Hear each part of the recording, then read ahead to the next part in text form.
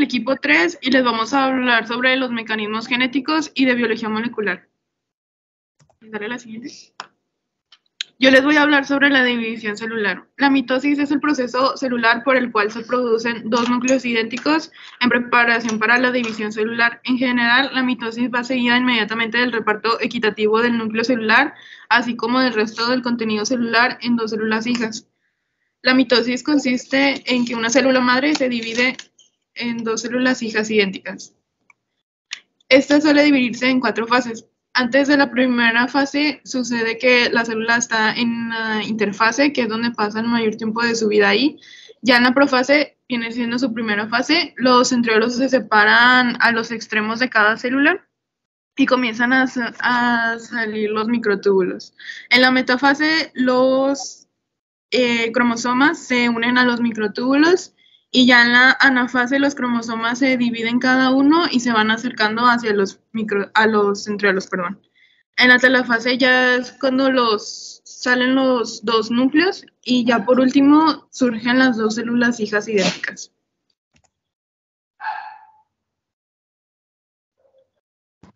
Bueno, a hablar sobre los genes. Como ya sabemos, los genes son portadores de esta información hereditaria, es decir, que son la unidad funcional de la herencia. Forman un proyecto de construcción para determinados componentes de los que están formados nuestro cuerpo y que se reparten en 23 pares de cromosomas que se encuentran en el núcleo de cada célula. En cada célula del cuerpo se encuentran estos 23 pares de cromosomas, es decir, 23 por 2 igual 46 cromosomas en total. Y abajo tenemos un ejemplo de la transmisión de genes. La transmisión de genes se separa en dos partes. La asexual es el proceso que da lugar a la formación de sistemas vivos por el que se transmiten los genes y la intervención de gametos o células sexuales, por ejemplo, la fragmentación, la gemación y la mitosis. Y la sexual es el proceso que se transmite los genes por medio de la fecundación u otro proceso que combina información de dos células sexuales, por ejemplo, la conjugación, la meiosis y la fecundación.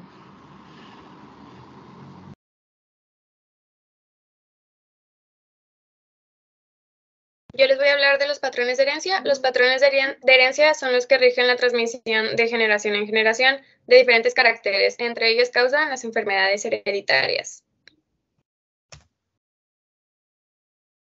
La herencia mendeliana o simple. La herencia mendeliana o simple o monogénica es lo mismo que la autosómica ligada al cromosoma X. Puede ser dominante, recesiva o codominante. Todos los rasgos, incluso las enfermedades monogénicas, tienen algunas propiedades en común. La herencia autosómica dominante, una copia alterada del gen de cada célula, es suficiente para que una persona afectada por un trastorno autosómico dominante. En algunos casos, una persona hereda el trastorno de un padre afectado. En otros, la afección puede resultar de una nueva variante en el gen y ocurrir en personas sin antecedentes de la enfermedad en su familia. En este tipo de herencia hay individuos afectados en varias generaciones, por lo que se dice que es una transmisión hereditaria. La herencia autosómica codominante. Se expresan dos versiones de diferentes y cada producen una proteína levemente diferente. Ambos alelos influyen en el rasgo genético o determinan las características de la afección genética.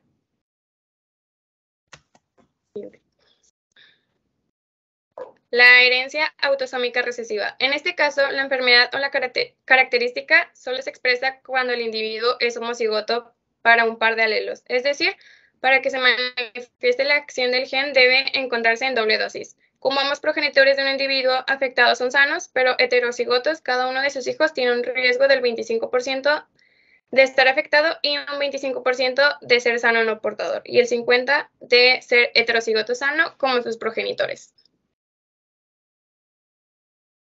Herencia ligado a los cromosomas sexuales. La herencia de las características determinadas en los cromosomas sexuales tienen ciertas peculiaridades que derivan precisamente de la diferente construcción genómica entre el hombre y la mujer.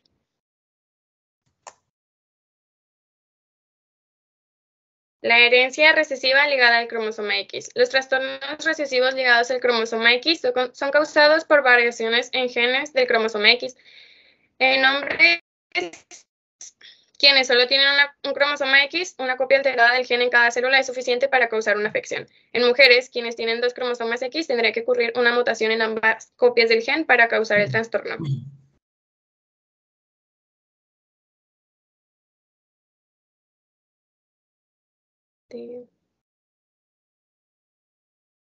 Herencia dominante ligada al cromosoma X. Las enfermedades y características que se transmiten en dicha forma son poco frecuentes en los seres humanos.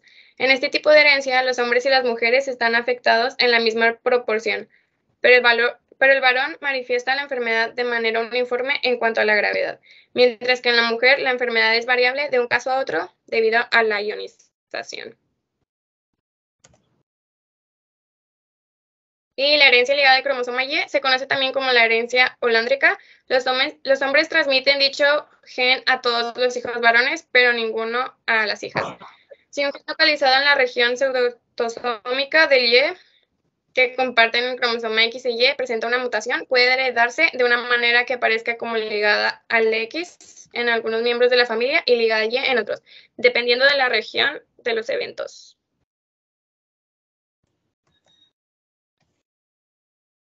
Yo les voy a hablar sobre la citogenética. Esto se refiere principalmente al análisis de la estructura, función y comportamiento del ADN, que se condensan durante la división celular y forma los cromosomas. La citogenética estudia el número y morfología de los cromosomas utilizando técnicas de bandeo cromosómico, que es la citogenética clásica, o de hibridación in situ de sondas marcadas en forma fluorescente, que es el FISH, o citogenética molecular. El número y morfología de los cromosomas de una célula de una especie en particular son siempre constantes en la mayoría de las células de ese organismo, con excepción de las células reproductivas y otras como las del hígado.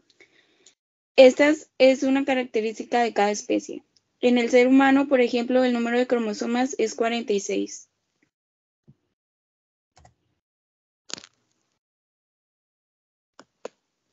En la especie humana, 46 es el número normal de cromosomas, que corresponden a 22 pares denominados autosomas, más el par de cromosomas sexuales, que es XX en las mujeres y XY en los varones.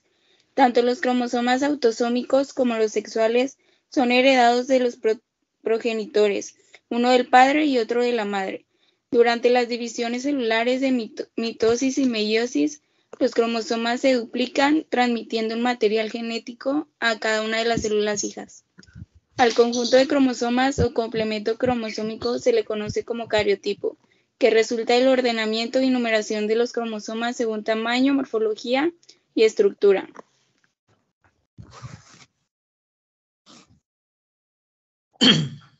El primer paso para realizar el análisis del cariotipo de un individuo es tomar una muestra de alguno de sus tejidos.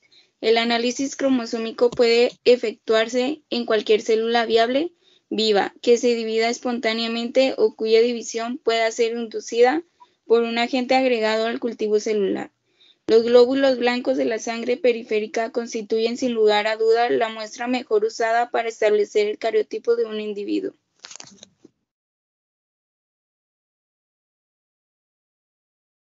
Una vez obtenida la muestra, se realiza un cultivo celular en el medio adecuado.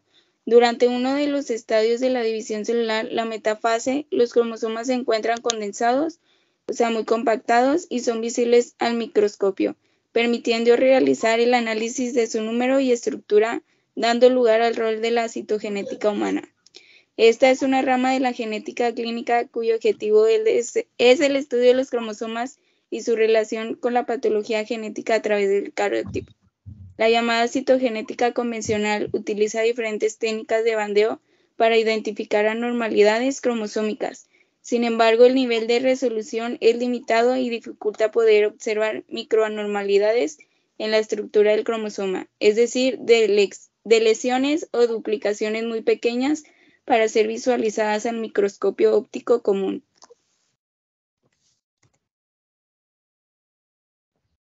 Bueno, yo les voy a hablar un poco sobre qué es la expresión génica. ¿Qué viene siendo esto? Viene siendo un proceso para obtener proteínas a partir de los genes. Los genes son secuencias de nucleótidos de ADN que codifican la información necesaria para la síntesis de proteínas. Este proceso de expresión génica se divide en dos pasos, que es la transcripción y la traducción. Y aquí les muestro una pequeña representación de los componentes que constituye este proceso, que es el ADN y el RN, para dar resultado a la proteína.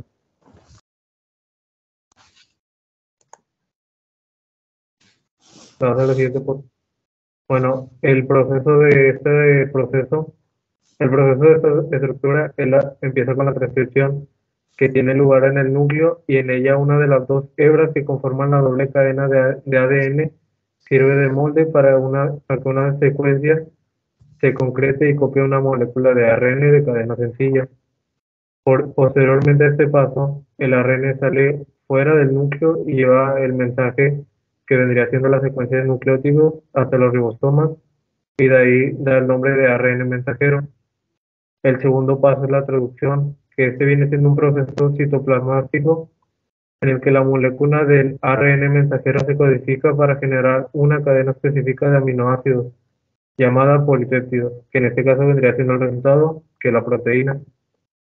A la correspondencia existente entre nucleótidos, que vendría siendo el ARN mensajero, y el aminoácido, el resultado, que es la proteína, se le denomina código genético. Y para finalizar este proceso, está en que el gen está debilitado por una región promotora y una región de terminación. Estas regiones contienen secuencias específicas de nucleótidos que marcan al ARN polimerasa, donde deben iniciar y terminar la transcripción respectivamente. Los nucleótidos del ADN se leen de tres tripletes, que eso se le conoce como codones, en el que está compuesto también el ARN mensajero. Esos codones del ARN mensajero son los que codifican tanto para el inicio y el fin de la traducción, como para uno de los aminoácidos que compondrán finalmente la proteína. Ok, bueno, ahora yo les voy a hablar del tema de las mutaciones.